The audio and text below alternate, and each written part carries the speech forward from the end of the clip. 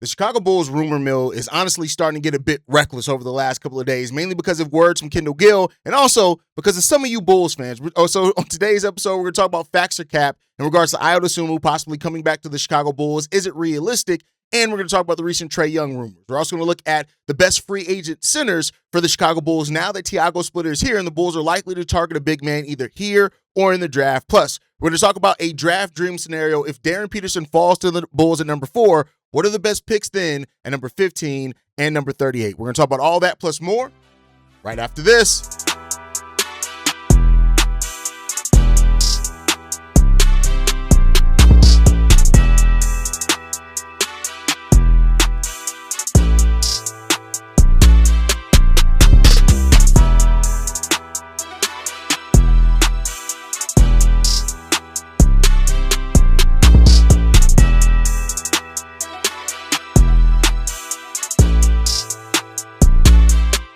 What's going on, Bulls fans? Welcome to another episode of Chicago Bulls Central, your number one spot for everything Chicago Bulls related. I'm the host, Haize, but more importantly, you guys can follow the channel at Bulls Central Pod on every social media platform we happen to be on. With that said, make sure you guys hit that subscribe button. We got a goal of getting to 50,000 subscribers by the start of the 2026-27 season, and while we've been gaining over 100 subscribers a week since I started pushing this, we need more. About 42% of you guys still are not subscribed to the channel. They watch it every single day. Make sure you guys hit that subscribe button. And if you're new to the channel as well, in exchange for you guys subscribing, I'll be delivering the best daily Chicago Bulls content on podcasts or YouTube, and the only truly daily Bulls podcast. We post 7 days a week here, and we've done so for almost 5 years now. So you'll be getting your up-to-the-date Bulls news, analysis, and everything by hitting that subscribe button.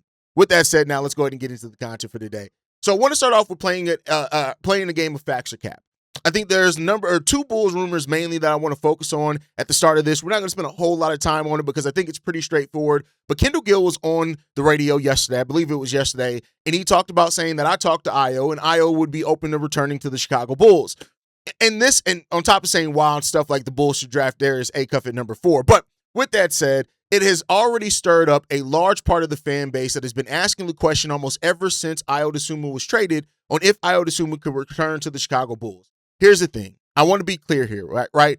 Bulls are attached to Ayo not only because he's from Chicago, but also he started off his career, he was drafted by the Chicago Bulls. And I understand that. And as a Bulls fan as well, I would love to see Ayo Dosunmu back in the Chicago Bulls uniform. So I want to be clear there. Anybody that wants to see Ayo back in the Bulls uniform, I'm not against you. I actually agree with you. I would love to see. I felt the same way when Kirk Hinrich was initially traded and he eventually came back, right? Like I would love to see Ayo Dosunmu back in the Chicago Bulls uniform, as many Bulls fans would. But I have to separate my desire from the reality. The reality of this is that Minnesota can go over the cap to retain Ayo Dosunmu, and they've already been put out floaters out there, and there's information out there that they are willing to cut salary where they need to make sure that they can keep Ayo Dosunmu.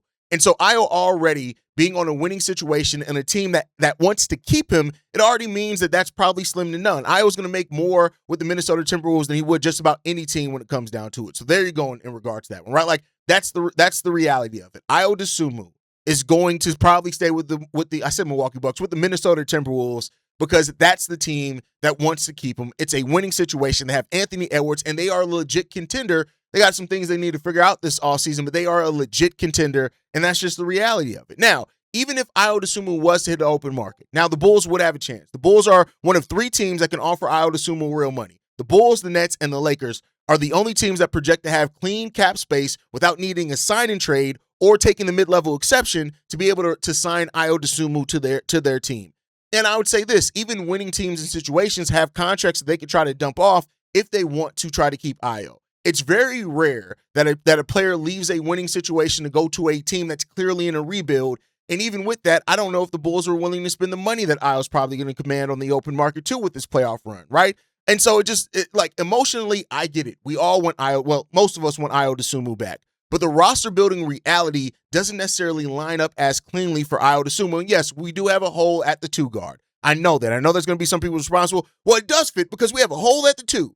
And I get that, right? And depending on what we do with the draft, your case for that can get stronger or weakened depending on where the Bulls draft, if they do draft another guard in this draft. But I just think overall it just does not make a lot of sense. So my verdict on this is cap. It's hopeful cap, but it's cap nonetheless, right? Like, yeah, we could all hope, but the reality of it is it's probably not happening.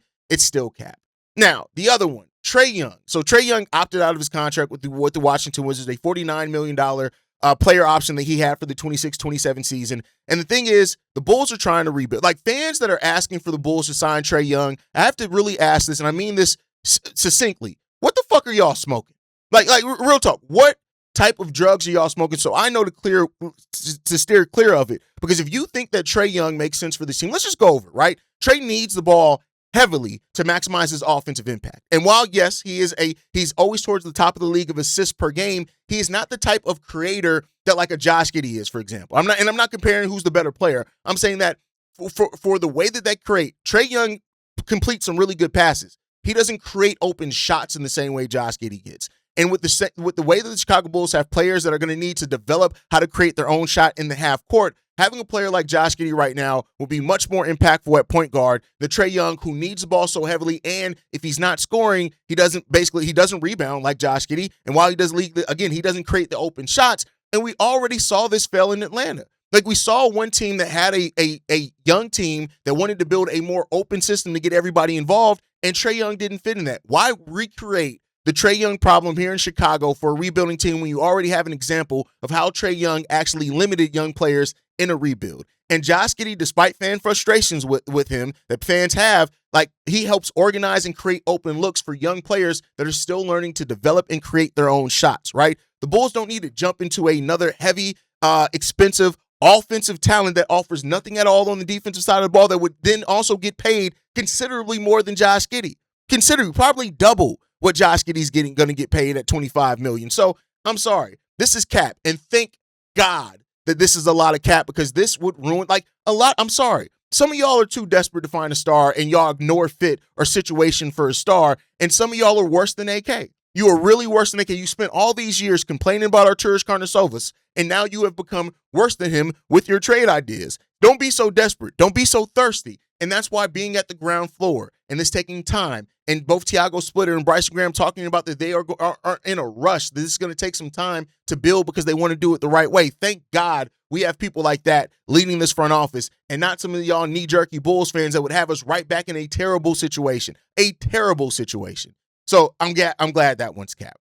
But all right, so in yesterday's episode, I talked about why the Chicago Bulls are likely to prioritize a center in either draft or free agency. So today we're going to cover free agency. Tomorrow I'm going to cover the best draft centers that actually fit Tiago Splitter's kind of profile, right? So there are 4 players basically here that I think veterans on the market that make sense. I'm not putting Jalen Darryn on here because for everything that we've seen, the Detroit Pistons are fully planned to match Jalen Darryn's contract. They're gonna try to squeeze him out in restricted free agency, but if a team puts an offer sheet out there, they're likely to match it, right? So one is Walker Kessler. Walker Kessler fits because he gives the Bulls legit league best, part of the top of the league as far as rim protection, size, defensive identity, and rebounding. And that's what you need. And while some fans are looking at the price tag of being over $30 million, be like, oh my God, we can't spend that much on X. Yes, you can. This is actually the time where you do spend that much. Here's the reasons why.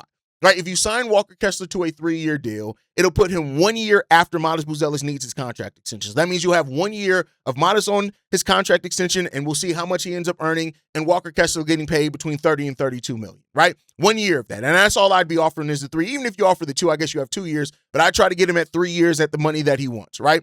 So, and then that still puts you 1 year until, that'll be the same time that Josh Giddey's contract comes up, and it puts you 4 years before, whether it's Caleb Wilson, whoever we draft at 4-15, it puts you 4 years that you have until they need their contract extension. This is the time where you add players, even if they are expensive, you add players that help your players that you're trying to develop. Guess what? Having frontline defense like Walker Kessler would help Modest Buzelis turn into a better defender because his pick and roll defense would have a little bit more protection there, and he'll have time to have more awareness on there. It allows more, him and his on-ball defense to get better because teams aren't going to try to penetrate as much with a player like Walker Kessler. Also, it helps cover your guards as much. We know we don't have the best pick-and-roll defense. So these are like Walker Kessler doesn't need the ball a lot offensively. He's going to be able to thrive off Josh Giddey and what the guards create for him. And defensively, he is a true defensive anchor in this league. And that's there. The timing of this would make sense for this one. And that's why you time this based off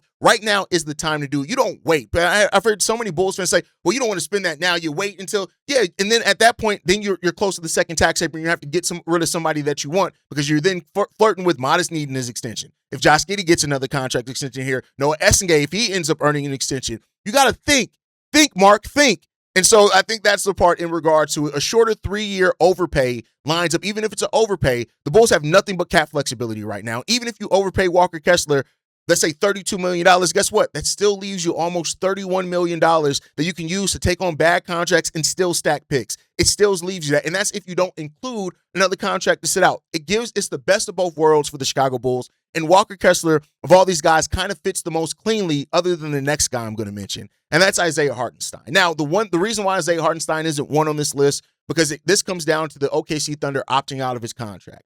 And I just don't know if they're going to do that. There's been some talk back and forth and if they're actually going to opt out. But if they do opt out, Isaiah Hartenstein is the perfect Bulls target. One, he's a two-way center who doesn't need the ball to impact winning, which is really good. You like that. He's going to give effort on both sides of the ball. He's going to play that tough defense. And you know, there again, short of 3-year deal or whatever it comes down to that one. He sets screens, he passes well, he defends, he rebounds, and the players that need to develop and need shots to develop, he stays out of the way of that while helping contribute and making their development path a little bit easier.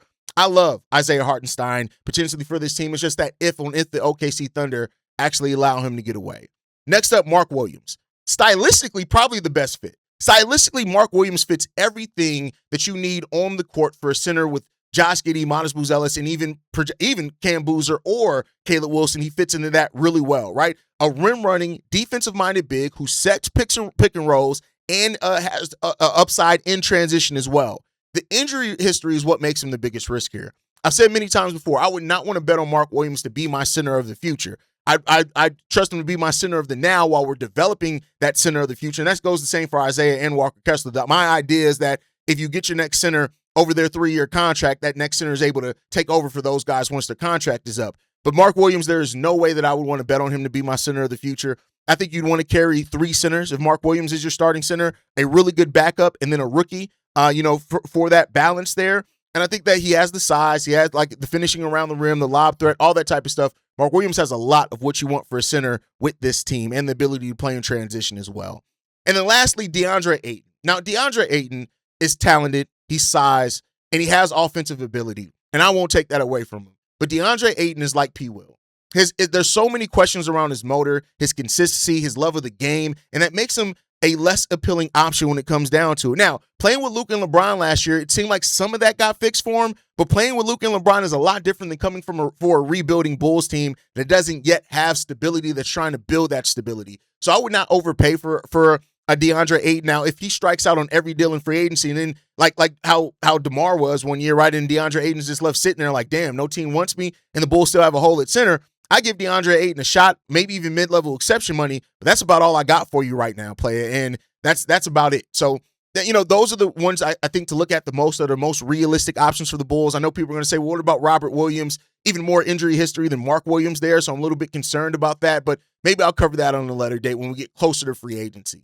All right, with that said, I've been doing these dream draft boards lately, right? Like I was doing dream pairings now, or realistic pairings. Now I'm doing dream draft boards. So because I did the dream draft board for Caleb Wilson and Cam Boozer, I think it's natural to do one for Darryn Peterson too. So we're going to do a dream draft board if Darryn Peterson was there to fall at number 4 to the Chicago Bulls, which if you read Mark Stein's latest blog, it seems like there's starting to be rumblings again that Darryn Peterson can actually go number 1 overall, which was projected for like a whole year before the Kansas stuff.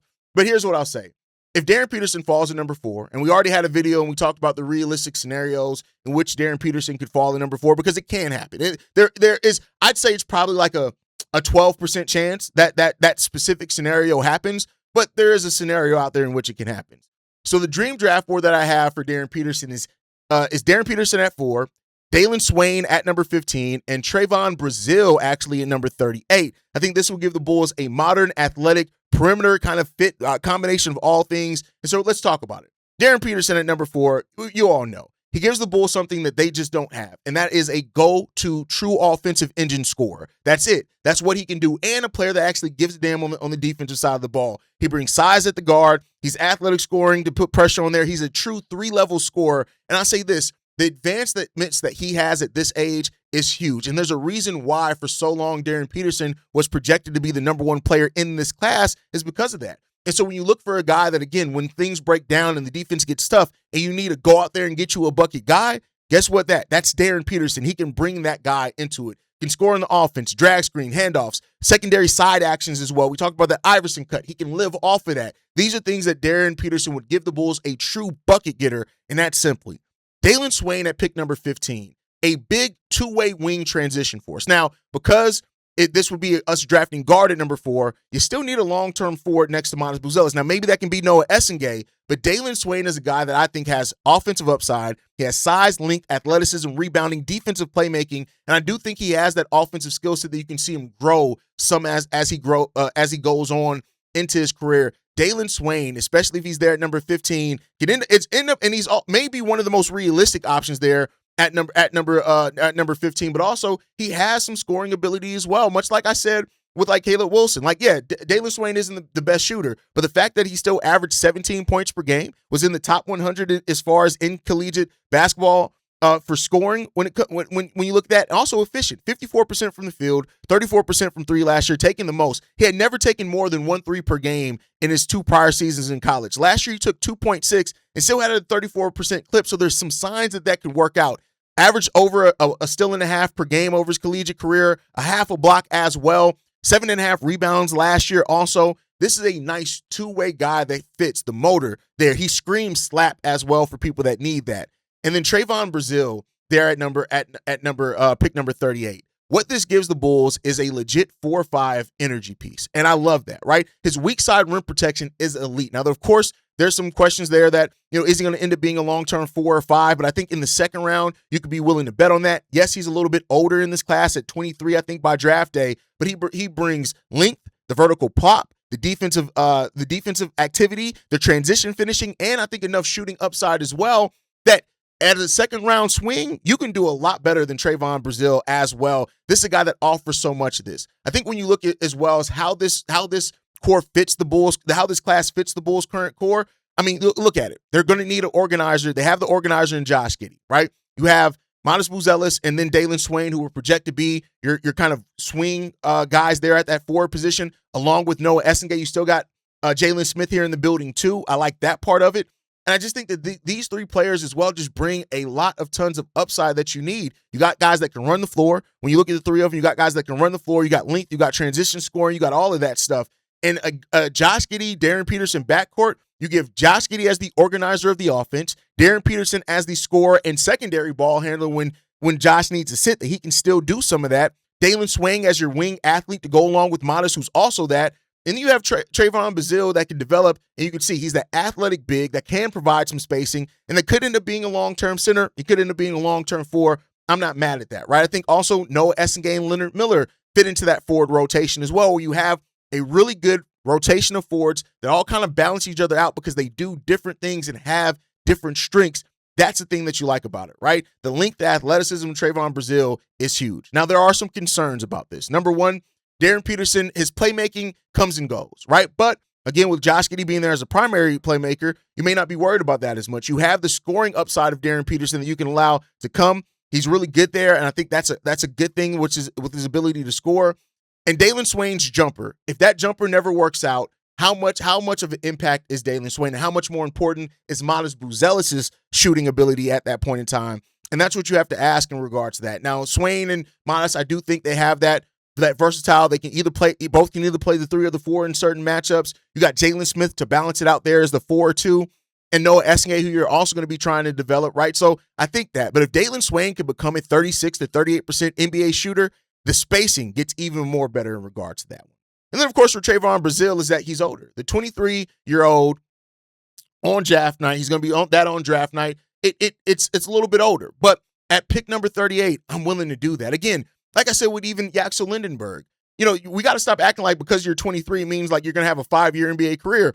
With how old players are playing now, it still means you're probably going to have him He's going to be an 8 to 10 year NBA player if he works out. 8 to 10 years, and that's more than enough time. You're fine at that point. I'd say this: if you get Trayvon Brazile in the second round, even if you get 5 years, by the time he's 28, 29, let's say he does fall off a cliff. If you get 5 years of a second round pick that ends up being a good rotational player, and God forbid he does end up being a starter for you, that's more than enough value in the second round. It's more value than you get out of most second round picks. So I also think that, it's not because Trayvon Brazile isn't that true bruising center. There's also that part that definitely stands out in that as well, because we know that Tiago Splitter is going to want to have a real center here. But I think Trayvon Brazile has shown the upside to me to where I think that he could end up being a perfectly fine long-term center here for the Chicago Bulls. That's my personal opinion, and I'd love to hear from you guys on that one. But I think this draft class gives the Bulls a lot of balance, and that's the thing that really stands out about this is that what I've been trying to do with these dream draft boards